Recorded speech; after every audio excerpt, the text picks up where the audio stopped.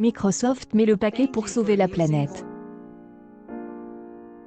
En pleine 26 pesos colombiens à Glasgow, Brad Smith, le président du géant du numérique, a fait des annonces fortes à Station F, à Paris, mercredi. Outre l'objectif d'atteindre la neutralité carbone en 10 ans et de compenser son impact cumul depuis sa création en 1975, Microsoft a annoncé la création des Environmental Startup Accelerator, en partenariat avec Station F, l'ADEME et Capgemini, notamment. Le programme des Acceleration accompagnera une dizaine de startups européennes qui travaillent sur la reduction et la compensation des émissions carbone.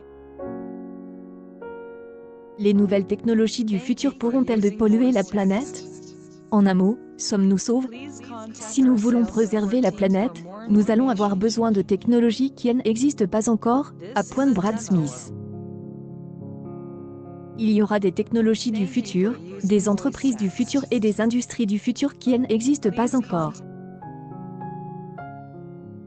Et le président de Microsoft a mis l'accent sur 4 technologies qu'il faut développer: l'hydrogène vert, le carburant durable des aviations, le stockage des énergies et le captage de CO2 dans l'air.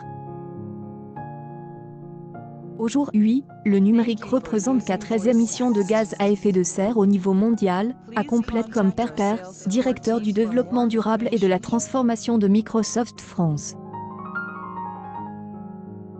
Le secteur aérien, est 2 fois moins que les émissions du secteur du numérique. Si on représente 4 émissions, il y a 96 émissions qui ne sont pas liées au numérique, a-t-il poursuivi.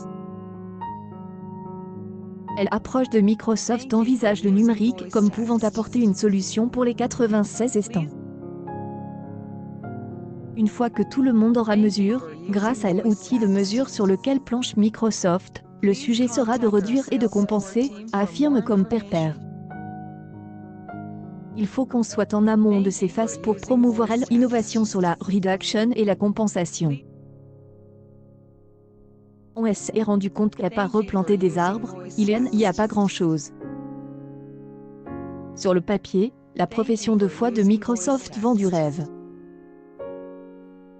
On autoriserait même à fantasmer que les acteurs du numérique, grands sauveurs du futur, nous permettront de rester en dessous des décès de réchauffement climatique. C'est bon, on peut dormir sur nos 2 oreilles, sauf que Microsoft semble oublier que la planète est face à une crise systémique. Ce qui est dangereux, c'est que les acteurs de la tech aujourd'hui ont un discours concentré sur les gaz à effet de serre, observe Frédéric Bordage, auteur de Tendre vers la sobriété numérique, Actes Sud. Or, il y a 23 crises environnementales majeures associées au numérique. L'humanité, au fond de sa barque, 23 trous et, à force de se concentrer sur un seul trou, on va couler.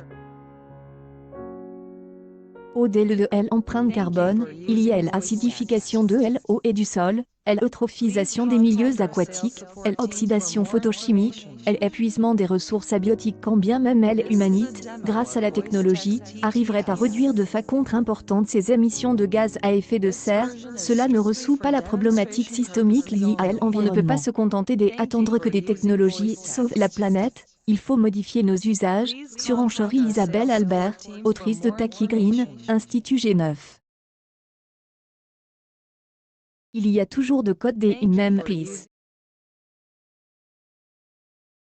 Face, les nouvelles technologies nous permettent de changer nos comportements mais aussi de prendre conscience de notre impact environnemental. Code pile, on trouve l'effet rebond. Une nouvelle technologie crée de nouveaux besoins qui sont tels que la solution technologique ne permet plus de compenser les effets écologiques. Par exemple, on dit que le mail économise une voiture, celle du facteur. Mais en réalité, on n'a jamais vu autant de livreurs à Paris qu'aujourd'hui. Il y a moins de lettres mais toujours plus de colis, car les plateformes numériques comme Amazon, Deliveroo créent de nouvelles habitudes de consommation. Le numérique ne se substitue pas à la vie, il s'additionne à la vie, décrivait le journaliste Guillaume Pitron lors de la parution de son livre L'enfer numérique, Voyage au bout des lacs. Les liens qui libérant, en septembre dernier. Il va falloir passer la seconde. Utilisons le numérique pour faire des calculs, modéliser le climat, passer des scanners pour se soigner, reprend Frédéric Bordage.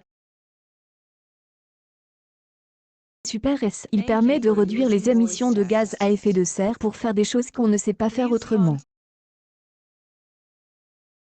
Le numérique est une ressource critique, non renouvelable, qui sera épuisée dans 30 ans. Elle repose sur l'extraction de ressources limitées comme des métaux critiques et des terres rares.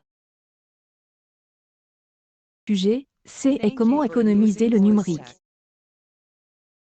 Pour le fondateur de Greenly qui regroupe les experts indépendants du numérique responsable, il faut associer le low-tech au high-tech et, évidemment, bousculer nos comportements. Trouvez la rubrique future, S. Ici la bonne nouvelle, c'est que pour changer nos habitudes de consommation, il faut une prise de conscience. Or, selon le sondage OpinionWay pour Microsoft France, 55 et Franquet se disent personnellement préoccupés par la pollution numérique, avec une inquiétude accentuée chez les jeunes et les actifs. Si le genre américain part de loin, il reste un des acteurs de l'attaque les plus engagés sur la question environnementale. Devrait le prouver encore ces prochaines années. Reste à trouver une façon de consommer, beaucoup, moins.